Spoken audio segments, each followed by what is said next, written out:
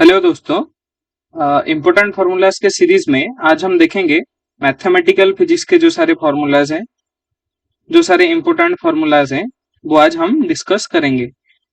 तो पहले बात कर लेते हैं डिफरेंशियल इक्वेशंस में वेरिएबल सेपरेबल मेथड जो होता है उसमें क्या होता है, F of y d y is equal to g of x D x. इसमें क्या होता है, function of y d y के रेस्पेक्ट में इंटीग्रेट होना होता है and function of x x के रिस्पेक्ट में इंटीग्रेट होना होता है। ये ऐसे ही फंक्शन में होता है जिसको हम सेपरेट करके कर सकते हैं, इसके वजह से इसको वेरिएबल सेपरेबल बोला जाता है। ठीक है, तो f of y d y and g of x D x है, उसको इंटीग्रेट कर लेंगे एंड इंटीग्रेट करने के बाद अगर कोई लिमिट ना हो तो कांस्टेंट ऐड कर देंगे। ये मेथड होता है वेरिएबल सेपरेबल का। उसके बाद आती है homogeneous differential equation. Homogeneous differential equation कैसे होता है, देखो D Y by D X is equal to F of x Y divided by G of x Y. तो यहाँ पे क्या करेंगे, y is equal to V X put कर देंगे, जिसकी वजह से v plus X into D B by D X form आ जाएगा।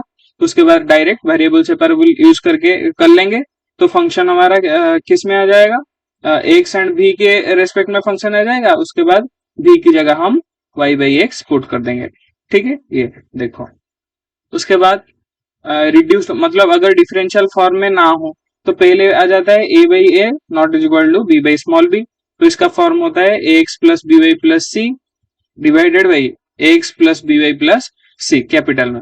ठीक है, तो यहाँ पे क्या करना है, स्मॉल x को capital x plus h put कर देना है, स्मॉल y को capital y plus k put कर देना है। ठीक है, उसके बाद नॉर्मल बेसिक जैसे होमोजेनियस इक्वेशन सॉल्व होता है वैसे करना है। उसके बाद अगर a by a is equal to b by b आती है सेकंड कंडीशन, तो यहाँ पे क्या लेंगे, ये पूरे टर्म को is equal to one by m ले लेंगे। ठीक है, उसके बाद जस्ट a को a वाले टर्म में रिप्रेजेंट कर लेंगे, b को m के टर्म में रिप्रेजेंट करके डायरेक्ट सब्स्टिट्यूट कर देंगे। उसके बाद a plus a x plus b y जो टर्म आएगा उसे एक और वेरिएबल z लेके वेरिएबल सेपरेबल मेथड से कर लेंगे। उसके बाद आती है लीनियर ऑर्डिनरी डिफरेंशियल इक्वेशन, जिसमें क्या होता है, देखो D Y by D x plus p x y plus q x, ये है linear differential equation, linear ordinary differential equation. ठीक है, और एक टर्म इसमें आता है, देखो यहाँ पे पी एक्स वाई इन वाई है, एक्स के रेस्पेक्ट में डिफरेंशिएशन है, यहाँ पे वाई है, वाई के रेस्पेक्ट में डिफरेंशिएशन है एंड फंक्शन ऑफ वाई है। ऐसे दो टर्म आते हैं, तो यहाँ पे integrating factor e to the power integration of p x D x हो जाता है, यहाँ पे integrating factor e to the power p y d y हो जाता है। ठीक है, उसके बाद क्या हो जाता है, dependent variable multiplied integrating factor is equal to RHS में जो फंक्शन होगा मल्टीप्लाइड बाई इंटीग्रेटिंग फैक्टर। ठीक है, तो उसके बाद आ जाते हैं इक्वेशन जो लीनियर डिफरेंशियल इक्वेशन में रिड्यूस हो सकते हैं। उसमें क्या करते हैं, डी आई डी एक्स को चेक करते हैं, उसके बाद आरएचएस में इक्वेशन है या नहीं है उसे चेक करते हैं, होमोजेनियस है या होमोजेनियस नहीं है उसके लिए। उसके बाद function of x y multiplied by d Y by D x है या नहीं उसे चेक करते हैं। ठीक है, उसके बाद क्या होना चाहिए, वाई के फंक्शन ओनली आरएचएस में रहना नहीं चाहिए। ठीक है, there should not be only function of y on RHS. ठीक है, उसके बाद हम क्या चेक कर लेते हैं, p x y and p x f of y ये है कि नहीं, अगर है तो एफ ऑफ वाई को भी लेके सोल्यूशन करेंगे। उसके बाद आ जाता है एग्जैक्ट डिफरेंशियल इक्वेशन, जिसमें m d x plus n d y is equal to zero होता है and dm by d y is equal to dn by D x, ये होती है कंडीशन एग्जैक्ट डिफरेंशियल इक्वेशन की। उसके बाद बस एम डी एक्स कहाँ, एम डी एक्स लेंगे जब तब y कांस्टेंट होगा, उसका integration plus n into term only constant y, इसमें जो y का फंक्शन ओनली होगा फंक्शन ऑफ y, बस यही यहाँ पे जाएगा, dy का integration is equal to c। ठीक है, उसके बाद आ जाता है reduce to exact differential equation. तो इसमें भी दो टर्म आते हैं, dm by dy is not equal to dn by dx। तो उसमें क्या हो जाता है, एफ ऑफ एक्स क्या होता है, यहाँ पे देखो dm by dy minus dn by dx divided by n, तो यहाँ पे इंटीग्रेटिंग फैक्टर क्या हो जाएगा, e to the power f of x D x. वैसे ही जब एफ ऑफ वाई लेंगे तो dn by dx minus dm by dy divided by n, तो यहाँ पे इंटीग्रेटिंग फैक्टर बस एफ ऑफ एक्स की जगह एफ ऑफ वाई हो जाएगा, dy के रेस्पेक्ट में इंटीग्रेशन। उसके बाद आती है क्या, m की फॉर्म अगर y होती है, y f of x y होती है और n की form x f of x y होती है, मतलब m y into f of x y की टर्म में रहेगा n x into f of x y के टर्म में रहेगा, तो यहाँ पे integrating factor 1/mx minus n y. ठीक है, पर अगर ये जो डिफरेंशियल इक्वेशन है उसमें आरएचएस में 0 m d x plus n d y होके रहेगा, तो ये होमोजेनियस इक्वेशन कहलाता है। उसमें integrating factor 1/mx plus n y होती है। उसके बाद हम बात कर लेते हैं सेकंड ऑर्डर डिफरेंशियल इक्वेशन की। तो सेकंड ऑर्डर डिफरेंशियल इक्वेशन इससे रिप्रेजेंट किया जाता है d square y by D x square plus p d Y by x plus q y is equal to r x. तो यहाँ पे देखो, अगर आर एक्स जीरो है तो इसे बोलते हैं होमोजेनियस इक्वेशन, अगर आर एक्स जीरो नहीं है तो उसे नॉन होमोजेनियस इक्वेशन बात कर ले नॉन होमोजेनियस इक्वेशन बोलते हैं। ठीक है, तो इसमें क्या करना होता है, हमें C F and P I calculate करनी होती है एंड उसके बाद solution y is equal to C F plus P I होती है। तो ये पी आई कहाँ पे जरूरत होती है, जहाँ पे नॉन होमोजेनियस इक्वेशन होता है, एंड जहाँ पे homogeneous P Y and plus C Y होता है नॉन होमोजेनियस इक्वेशन, मतलब नॉन होमोजेनियस इक्वेशन का C F plus P I निकलेगा एंड होमोजेनियस इक्वेशन का ओनली सी एफ निकलेगा। तो देखो हम सी एफ कैसे कैलकुलेट करते हैं, तो पहले ऑक्सिलरी इक्वेशन बनाते हैं जो d square y by D x plus p d Y by d है, इसे एम की टर्म में हमें रिप्रेजेंट करना होता है। ये किससे कैलकुलेट किया जाता है, y is equal to c i e to the power m x put करके किया जाता है। पर आपको इतना ज्यादा कुछ करने की जरूरत नहीं है, बस इसको d में रिप्रेजेंट करो डिफरेंशिएशन को, उसके बाद d को डायरेक्ट m में रिप्रेजेंट कर लो, तो बेसिकली सेम आंसर आता है। बस यहाँ पे कोई भी वैल्यू नहीं होना चाहिए, यहाँ पे अगर कुछ होगा तो उसे पूरे इक्वेशन में डिवाइड करें, बस इस फॉर्म में ले आओ, उसके बाद डायरेक्ट m सब्स्टिट्यूट कर दो तो उसे ऑक्सिलरी इक्वेशन निकल जाता है। उसके बाद ऑक्सिलरी इक्वेशन का रूट निकालते हैं, अगर रूट रियल एंड डिफरेंट हुए तो इस ये होगा solution c1 plus e to the power m1 x plus c2 e to the power m2 x।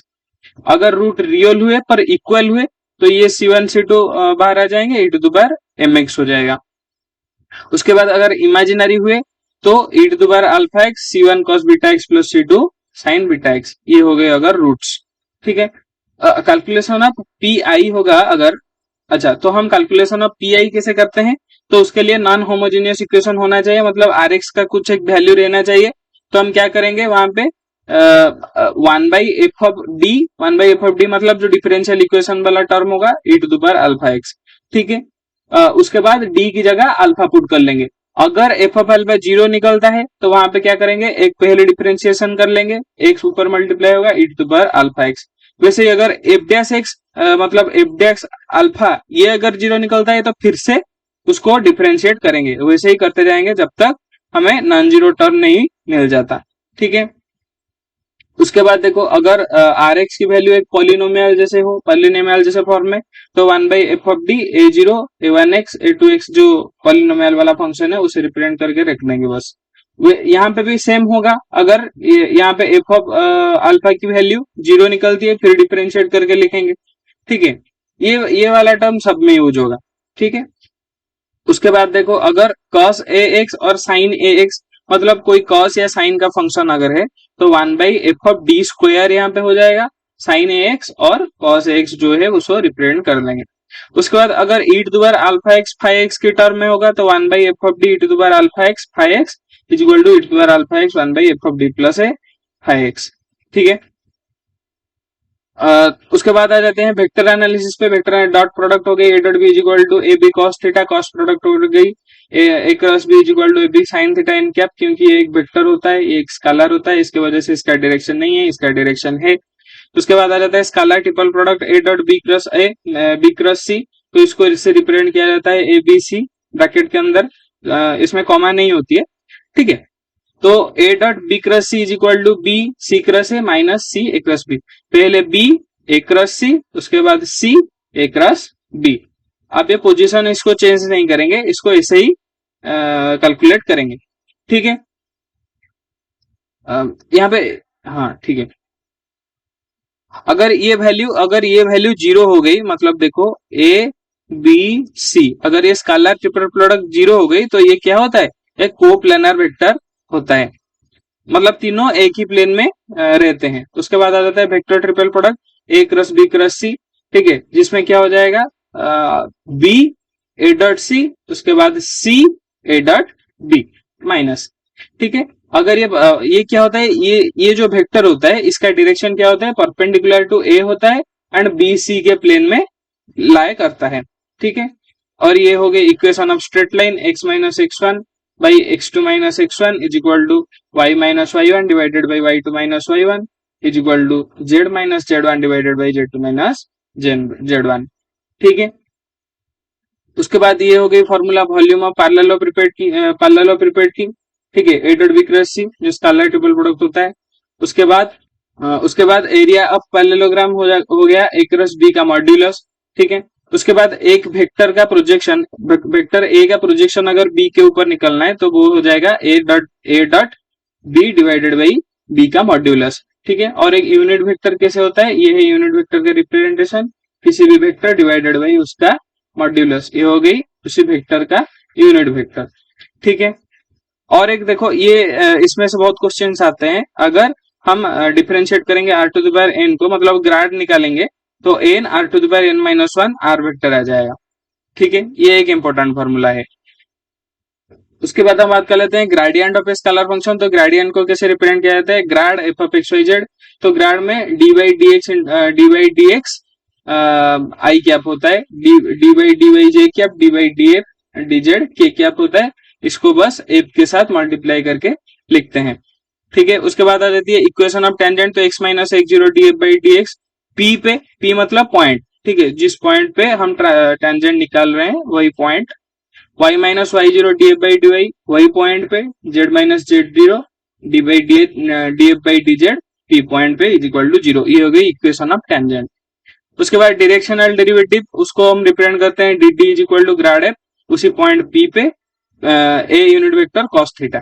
ठीक है, उसके बाद आ जाती है डाइवर्जेंस ऑफ ए वेक्टर। तो डाइवर्जेंस को ग्राड डॉट भी लिखा जाता है, जिसमें आई जे के नहीं होता है, जो हम डॉट प्रोडक्ट में आई जे के हट जाता है ना उसके वजह से, तो आई जे के यहाँ पे नहीं होता है, बस d b by D x, d b by d y, d b by d z, इसे डाइवर्जेंस बोला जाता है।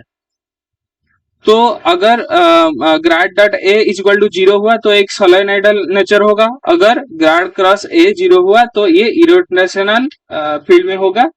ठीक है, या फिर कंजर्वेटिव फोर्स फील्ड होगा। ठीक है, उसके बाद आ जाते हैं वेक्टर इंटीग्रेशन। बस जैसे नॉर्मल इंटीग्रेशन होता है, ये बस ऐसे ही इंटीग्रेशन होता है, बस डॉट प्रोडक्ट क्रॉस प्रोडक्ट को ध्यान रखना है, कहाँ पे आई कैप जे कैप आई के कैप रहेगा, कहाँ पे नहीं रहेगा। ठीक है,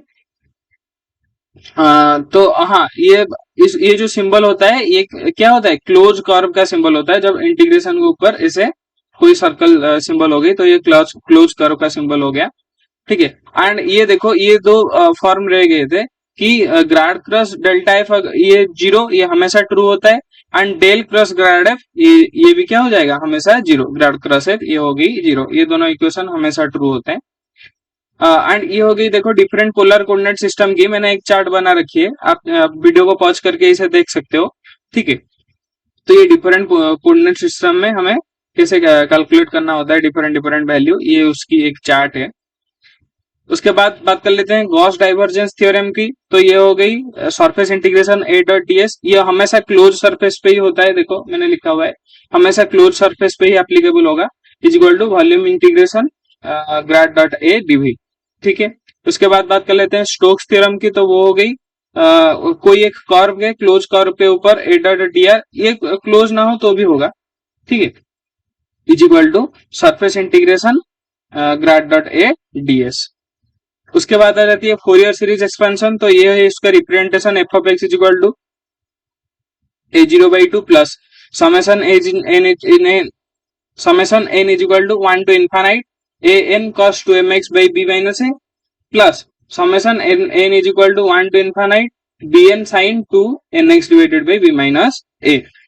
और ये तीनों को A zero, A N, B N, ये तीनों को फोरियर कोफिशिएंट बोला जाता है, जिसकी वैल्यू हम ऐसे कैलकुलेट करते हैं, A zero is equal to two by B minus A to B F of x D X, A N is equal to two by B minus A to B F of X cos two M X by B minus A D X, B N S is equal to two by B minus A to B F of X sine two N X D X, N X divided by B minus A D x. ऐसे Fourier coefficient को calculate किया जाता है।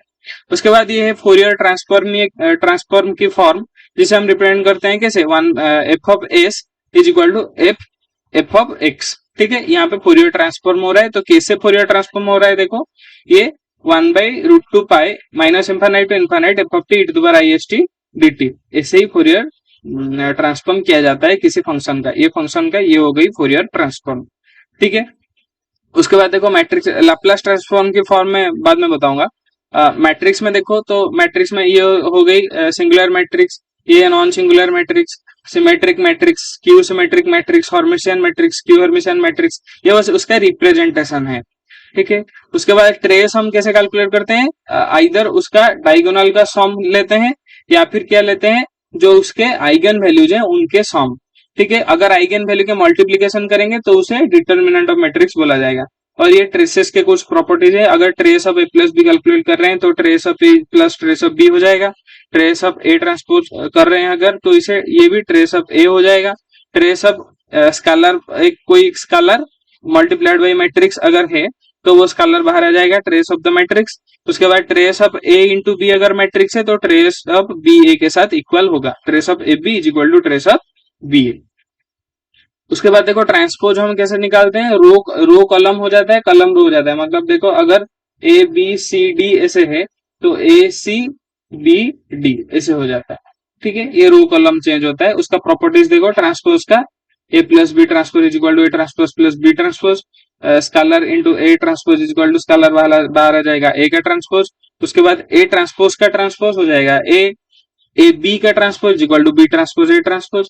उसके बाद A transpose का modulus is equal to A. ठीक है, उसके बाद हम इनवर्स कैसे कैलकुलेट करते हैं, A inverse is equal to adjoint of A divided by adjoint कैसे करते हैं, कोएफिशिएंट ऑफ ए उसका ट्रांसपोज निकाल देते हैं। ठीक है,